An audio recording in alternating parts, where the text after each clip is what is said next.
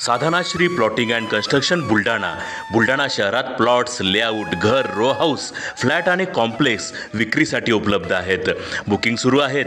Podar layout, Sadhanashri नगर, Khondewadi, Jambharun layout, Shri Ramlalla नगर इथे booking सुरू आहेत. ऑफिस पत्ता आहे डॉक्टर लद्दड हॉस्पिटल जवळ, पार्लेवार बिल्डिंग समोर, बुलढाणा. आणि संपर्क श्री गणेश सिंग जाधव सर सातगावकर, कार्यकारी संचालक. Phone number 7385 46 66 66.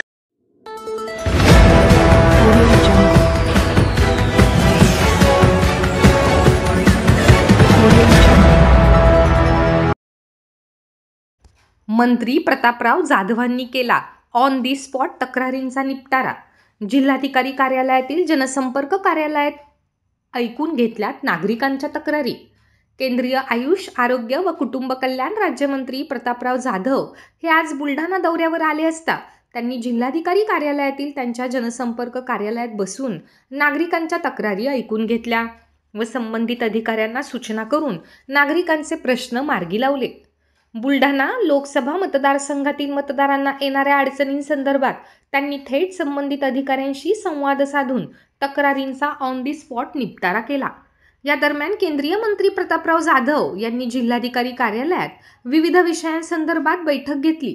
या बैठकीत शेतकऱ्यांचे प्रश्न सोडवून शासनाच्या योजनांची प्रभावीपणे अंमलबजावणी करावी, वन्य प्राण्यांपासून होणाऱ्या पिकांच्या नुकसानीसंदर्भात उपाययोजना कराव्यात, शेतकऱ्यांचे वीज प्रश्न मार्गी लावण्यासाठी सौर ऊर्जा प्रकल्पांना गती देण्यात यावी आदी निर्देश यावेळी दिले. यावेळी जिल्हाधिकारी डॉक्टर किरण पाटील, मुख्य कार्यकारी अधिकारी गुलाब खरात, वन विभागाचे अधिकारी हे उपस्थित होते. या विचारात हे सरकार सक्षम आहे. आता त्या ठिकाणी निश्चितपणानं मंत्रिमंडळ स्थापन झालेलं आहे, शपथविधी झाला, खाते वाटप त्या ठिकाणी झालेलं आहे, एका विचारानं ते झालेलं आहे. काही मंत्र्याचं त्या ठिकाणी पदभार घेतल्याने अशा प्रकारच्या माध्यमातून बातम्या त्या ठिकाणी ज्या आम्ही पाहतो त्यामध्ये खरं म्हणजे एकदम मागच्या वेळेस मंत्र्याची संख्या ती फार कमी होती. त्यावेळेस फक्त मला वाटते सगळे 30च्या आत मंत्री होते, तिन्ही पक्ष मिळून. आता ती संख्या 43 वर झालेली.